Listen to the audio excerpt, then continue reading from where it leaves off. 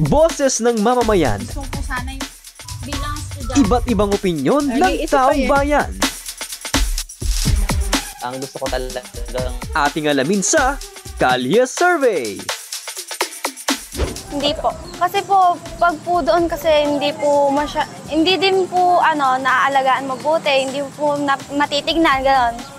Sa bahay po kasi, pwede nyo pong alagaan. Tapos, araw-araw hindi din pong nakikita. Bilang isang anak po, yun po, aalagaan ko po. Opo. Para po sila, magamot na po ganun. Opo. Para po magamot po sila tapos maalagaan po sila para po yung hindi na po sila yung tawag dito kapag po di ba nakakalimutan po sila para po maayos po talaga sila. Para po baka sakali po na gumaling sila. Hindi po. Sir, kasi pwede naman nating alagaan sa bahay natin. Nakasama lang din natin, nakikita natin. Matuturuan pa naman din po yung kahit nakakalimot na. Opo. Para po meron po silang libangan po, gano'n. para maalagaan. Oo, para din po meron sa atin ng mga mag-gaitin. Sa ngayon po ako, para mas maalagaan ko sila ng mas mabuti. Aalagaan na lang po. Para mahirap po sa magulang.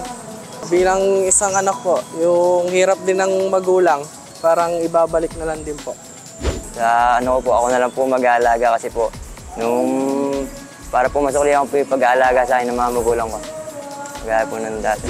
Opo, yes po. Kasi mas matututukan po sila doon at mas mabibigyan po sila or maproprovidean po sila ng mga needs nila physically po and pati rin sa mga attention, ganyan.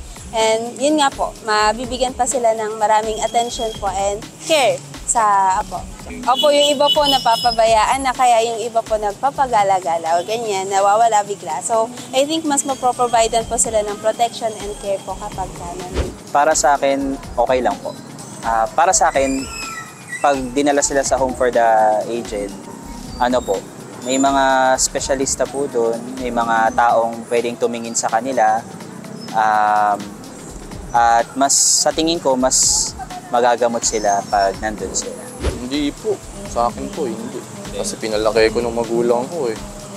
Once sa alaga ko hanggang nabubuhay siya kahit na-assign na siya. Yun lang po. So as a anak po kayo, so it's our responsibility po na alagaan po yung magulang natin. Kasi po di ba po nung bata tayo, alam po ba natin ginagawa natin, di ba po?